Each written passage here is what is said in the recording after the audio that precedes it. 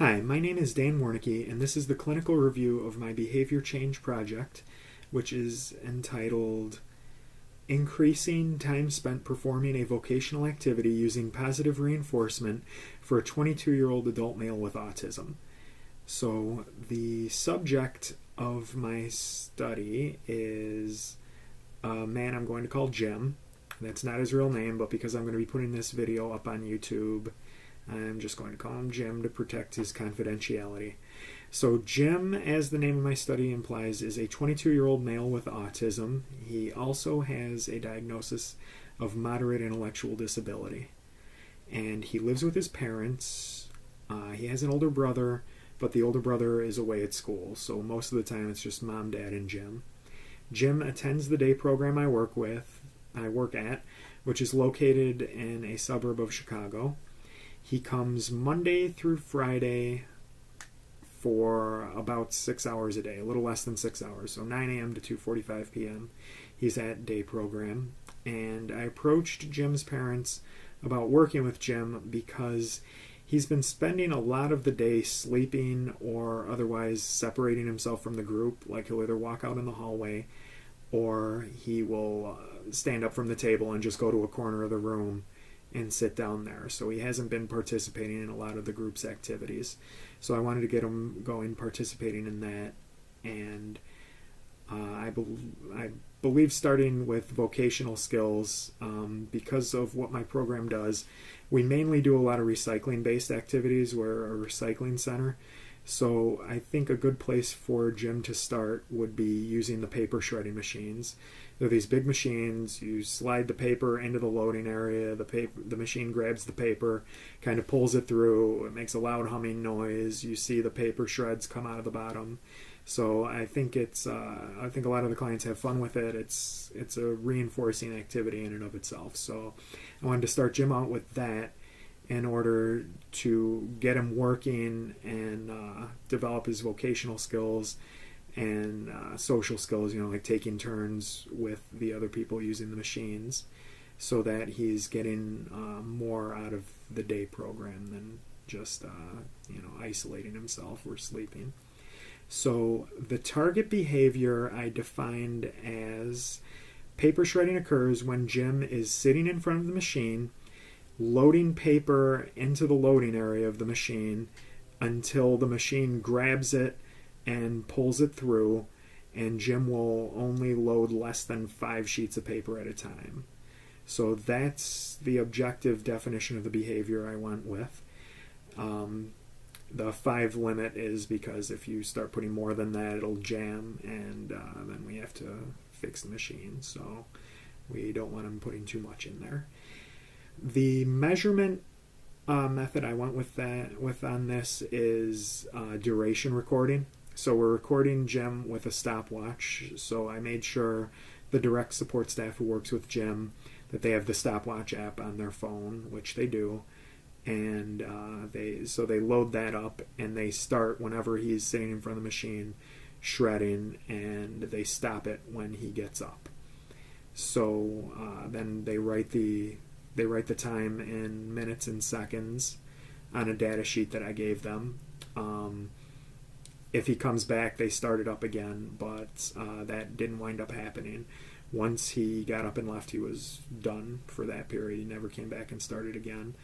So they record that on the sheet, and for the purposes of the graph, I converted it into seconds. So it would be 12 minutes, 48 seconds for one of the days. So I multiplied 12 by 60 and added the 48 to that, just because when I went to graph on Excel, it turned out to be quite a pain to try to graph in minutes and seconds. So I just converted all the seconds, and it was much easier to deal with that way. So I went with duration measurement because during the 45-minute period that his group shreds for, he could be shredding literally hundreds of sheets of paper. So rather than check off hundreds of little boxes, we just went with duration recording. And the goal was to increase the duration that he's in front of the machine shredding The ultimate goal being for him to shred the entire 45-minute period. which he did not hit. He hit 43 minutes on one occasion. That was his high point, but I'm getting a little bit ahead of myself. The design I went with for this study was a simple AB reversal design. So for the baseline, during baseline phase, he would come in with his group to the shredding area for his 45-minute period, which was 10:45 in the morning until 11:30.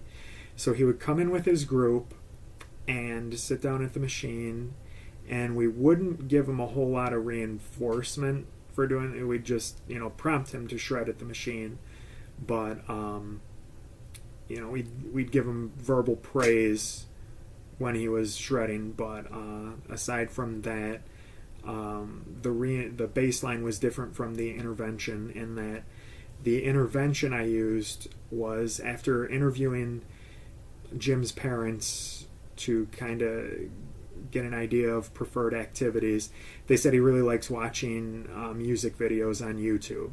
So when we did the baseline, we calculated that he was shredding for about an average of 12 minutes during baseline.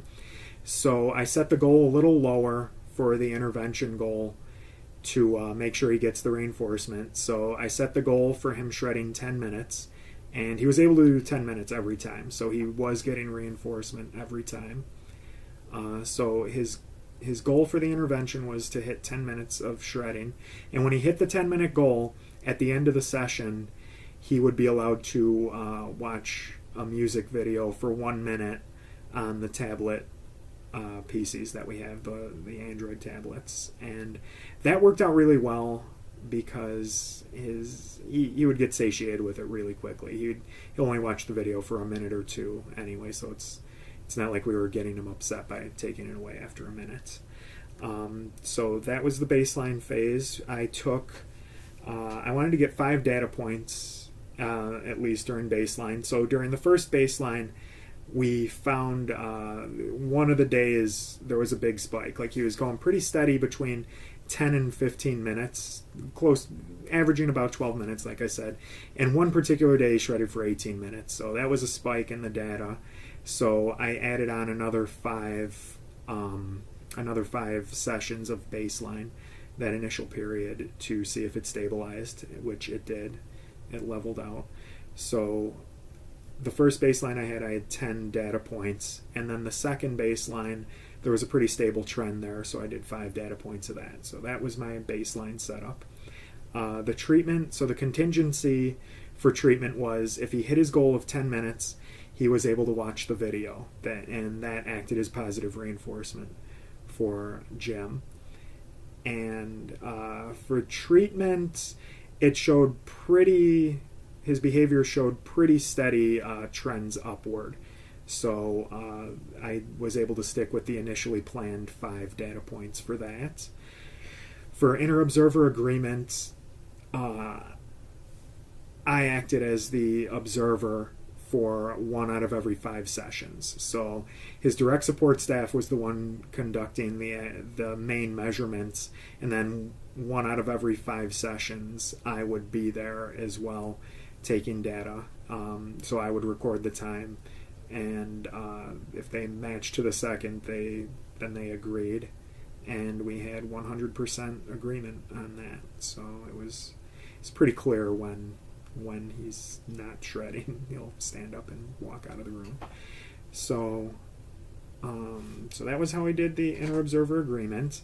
So for results, I will show you my graph here.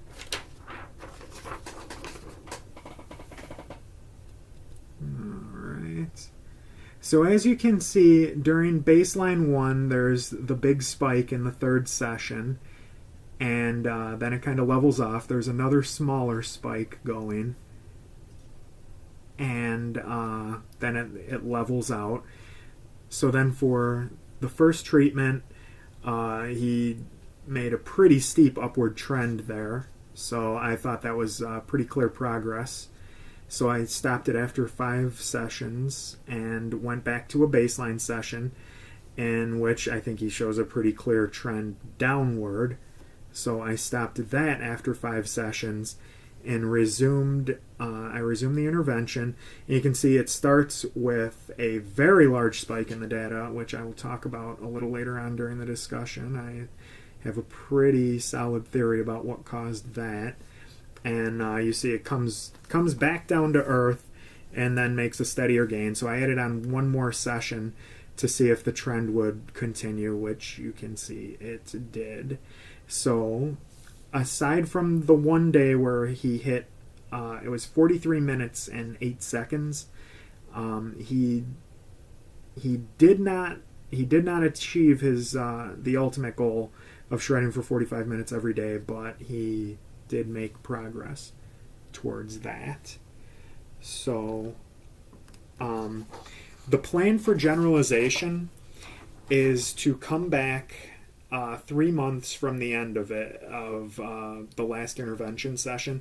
So February 22nd, we'll do 5 sessions of follow-up and see where his timing is for that.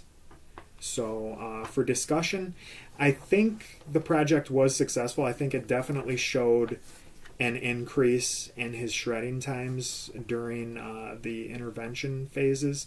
So even though we only hit near the ultimate goal of 45 minutes the one time, I think it showed real progress. So I think there's justification for continuing that treatment and expanding it to other subjects. The spikes in data occurred when I had my BCBA supervisor attended for 3 of the sessions. And whenever she was there, 3 out of his 4 longest duration sessions were when she was present. So she was definitely, I would say the presence of my BCBA supervisor was a confounding factor a little bit, and it tended to drive his performance higher than it otherwise normally would have been.